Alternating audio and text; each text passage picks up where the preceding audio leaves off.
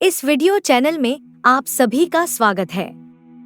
यह video channel आपको हमारे प्रभु यीशु मसीह और धन्य वर्जिन मैरी की ओर से तब और अब भेजे गए स्वर्गीय प्रेम पत्र प्रस्तुत करता है और देता है, ताकि हम भगवान के मेमने की स्वर्गीय शादी के लिए ठीक से तैयारी कर सकें। आज हम रोमानिया के न्यू जेरूसलम के पवित्र मठ में हमारे प्रभु यीशु मसीह द्वारा बोले गए परमेश्वर के वचन को प्रस्तुत करते हैं। पवित्र आत्मा के अवतरण के पर्व पर परमेश्वर का वचन, पहला दिन और दूसरा दिन। यह रोमानियाई भूमि के मध्य में मेरे वचन के शहर के पुत्रों, तुम लोगों से मेरी मुलाकात के बगीचे के ऊपर पवित्र आत्मा के पर्व में स्वर्गीय महिमा है। पवित्र आत्मा के अवतरण का पर्व आज सारा स्वर्ग आपके पास लाता है और मैं प्रभु, पिता और पुत्र और पवित्र आत्मा की महिमा के आसन के रूप में करूबों के बादलों पर बैठता हूँ।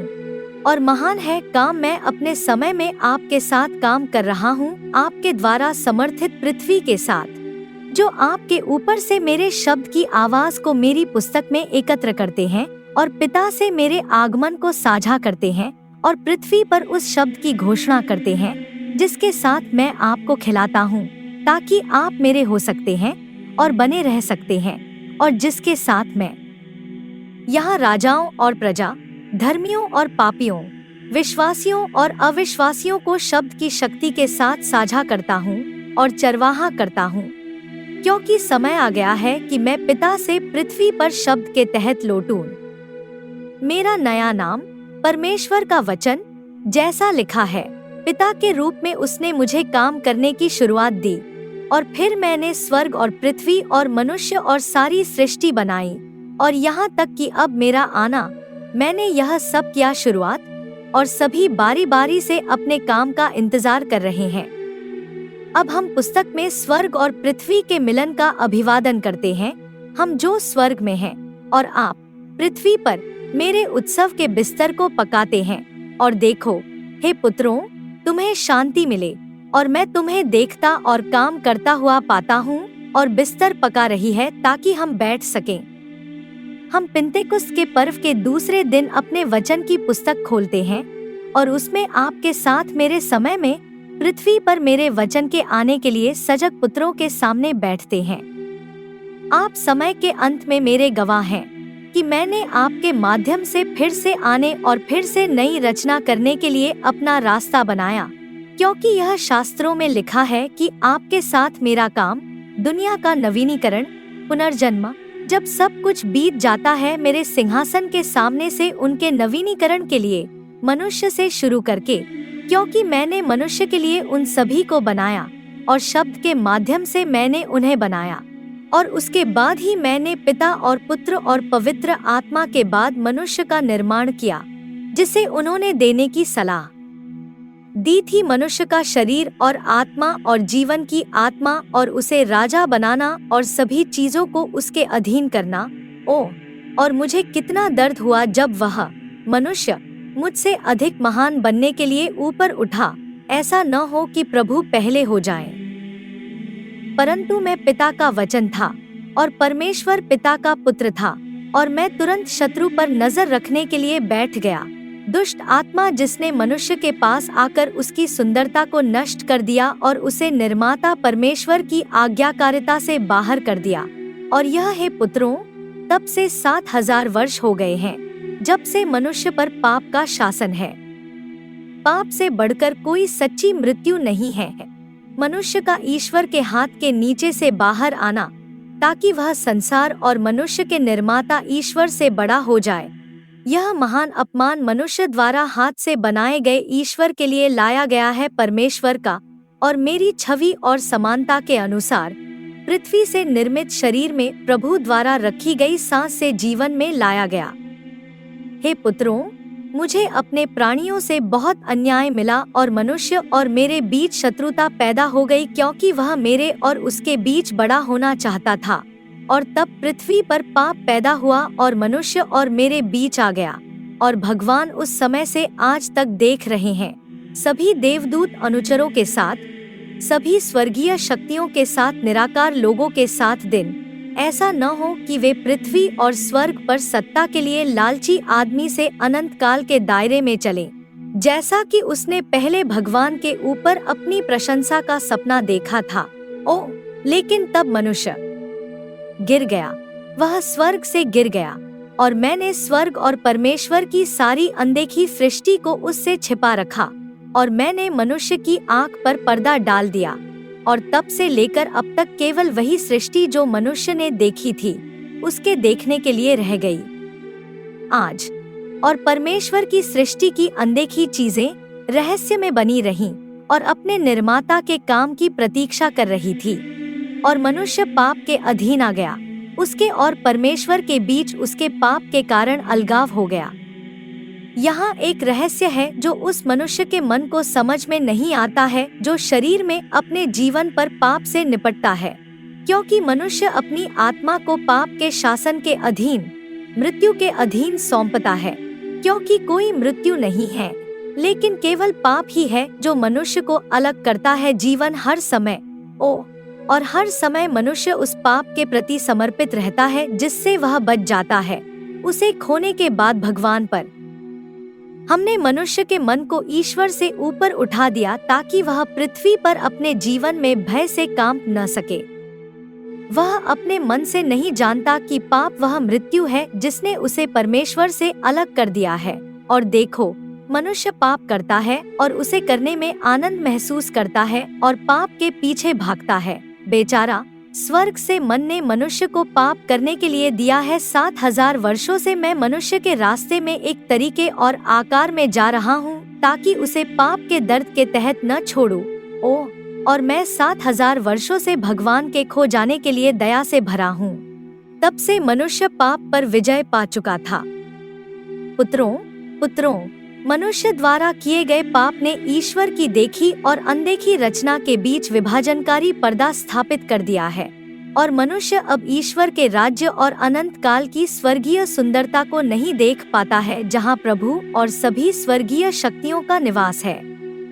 मैं 70 साल पहले पृथ्वी पर आया था और मैंने आने और अपना तंबू फैलाने और लोगों के बीच पिता से मनुष्य के पास आने की आवाज को फैलाने के लिए रोमानियाई भूमि को चुना, जैसा कि 2000 साल पहले हुआ था जब मैं इतने रहस्यमय तरीके से आया था। इसलिए मेरी महिमा पर पर्दा पड़ा था पृथ्वी पर सभी मनुष्यों के बीच एक मनुष्य के रूप में।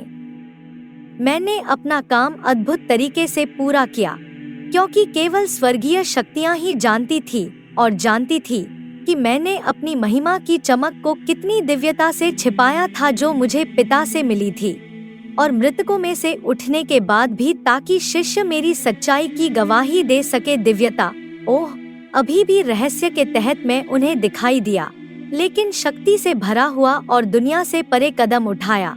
और मैंने उन्हें बताया कि पुनरुत्थान के माध्यम से जीतने के बाद मैंने उनसे कहा, मुझे 2 सारी शक्ति मेरे अंदर हो सकती है, स्वर्ग और पृथ्वी पर, और तुम जाओ और अपने बीच मेरी दिव्यता को स्वीकार करो, और जो लोग विश्वास करेंगे उन्हें बपतिस्मा दो।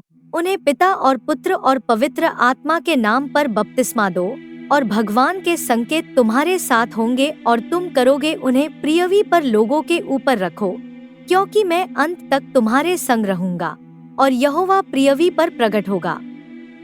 हे पुत्रों, मनुष्य की उस स्थान पर उठने की नपुंसकता जहाँ से वह गिरा था, उस स्वर्ग की स्थिति से जिसमें मैंने उसे बनाने के बाद रखा था और उसमें जीवन की आत्मा फूकी थी, मनुष्य द्वारा की गई यह नपुंसकता उसे बनाती है। भगवान उन कार्यों के समय में ढके हुए और दीन और ऊपर से महिमा से वंचित खड़े रहेंगे जिन्हें मनुष्यों के ऊपर और मनुष्यों के लिए पृथ्वी पर लाया और रखा जाना चाहिए। हे पुत्रों, मेरी महिमा महान है। यह उतना ही महान है जितना कि यह अपनी स्वर्गीय भव्यता के कारण ईश्वर की रचना के बहुत छोटे से मनुष्य के सामने छिप जाता है, क्योंकि उसने सबसे पहले महान की इच्छा की थी, और यहाँ वह उतना ही छोटा है जितना वह बचा है। बेचारा, मैं उसे यह समझाने के लिए संघर्ष करता हूँ कि यदि वह महान बनना चाहता है तो उसने जो नुकसान चुना है। मैं संघर्ष करता हूँ, लेकिन वह मेरी मदद नहीं करता है। अरे यार, तुम्हें आवर्धन से कोई लेना देना नहीं है। व्यर्थ में तुम बनने, सक्षम होने, पाने की तलाश में रहते हो। यदि आप ईश्वर से अलग हो गए तो आप कुछ नहीं कर सकते। यहाँ आप क्या कर सकते हैं? आप पाप के लिए ईश्वर का विरोध कर सकते हैं, उस पाप को करने के लिए जिसने आपको ऊपर ईश्वर की कृपा से अलग कर दिया और जिसे आपने तब भी त्याग दिया जब ईश्वर ने आपको अपना बनाया, स्वर्ग और पृथ्वी के बीच प्रभु का गवाह बनाया। लेकिन आप सभ्य नहीं थे और तुम्हें अभिमान हुआ और फिर तुमने पाप को जन्म दिया, वह शत्रु जो तुम्हारे और ईश्वर के बीच खड़ा है। और मैं तुम्हें यह सब इसलिए बताता हूँ ताकि तुम उपरोक्त अर्थों में बैठ जाओ और मृत्यु से संबंध तोड़ दो, क्योंकि मृत्यु मनुष्यों पर नहीं है सिवाय उस पाप के जो मनुष्य के लिए अस्थायी अंत लाता है, जिसके द्वारा वह अपनी विनम्रता और पश्चाताप और ईश्वर के भय को इनके माध्यम से चुन सकता है। ओह, यह मनुष्य के ईश्वर से अलग होने से परे एक लंबा समय है और वह अभी भी बाहर नहीं आता है इस दबाव से। बेटों, तुम्हारे साथ मेरे बगीचे में पेंटेकोस्ट की दावत के साथ यहाँ का दृश्य अब उन लोगों के लिए सांत्वना की भावना से समृद्ध है जो उनके स्मरण के लिए और तुम्हारे साथ यहाँ बिताते हैं और पेंटेकोस्ट की मेज पर बुलाते हैं। पेंटेकोस्ट रविवार के एक दिन पहले आपने आदम से लेकर अब तक सोए हुए सभी लोगों के लिए प्रभु के लिए एक स्मारक मेज खड़ी की और वे आए और मेज पर स्वर्गीय और देवदूत शक्तियों द्वारा बैठाए गए और फिर दावत में रहे। यहाँ पेंतेकुस्त का पर्व है क्योंकि उन्हें यह आनंद दिया गया है। इस समय आपके साथ मेरे कार्य में पुनरुत्थान की शक्ति है। इसे उन लोगों के पुनरुत्थान को पूरा करना है जो सोए हुए हैं, जो इंतजार कर रहे हैं। हर कोई मेरे आने का इंतजार कर रहा है, प्रभु के आने का इंतजार कर रहा है, जैसा कि उन्होंने 2000 साल पहले किया था। और उन्हें जिलाओ क्योंकि वही पुनरुत्थान लाता है। पेंटेकोस्ट के पर्व के दूसरे दिन मैंने अपनी पार्टी और आपकी पुस्तक में उन लोगों के साथ रखा जो सो रहे हैं और उनके लिए स्मारक मेज पर बुलाया, क्योंकि पुनरुत्थान का रहस्य उस फूल की तरह पंखुड़ी दर पंखुड़ी खोलता है जो पूरी तरह से खिलता है। इसकी सुंदरता और नाम और यह मैं तुम पर बोले गए अपने वचन के माध्यम से पृथ्वी पर अवतार लाता हूँ और जो पुनरुत्थान की भविष्यवाणी करता है।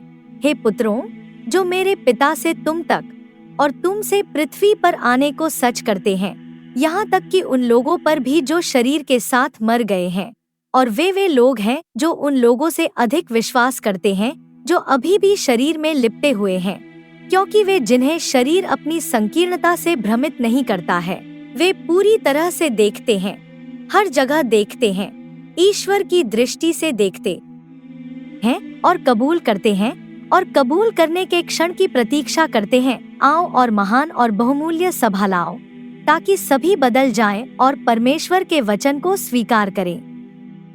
यहीं पर आज का कार्यक्रम समाप्त होता है। भगवान आपको आशीर्वाद दे और आपको अपने पवित्र हृदय के करीब रखें। तथास्तु।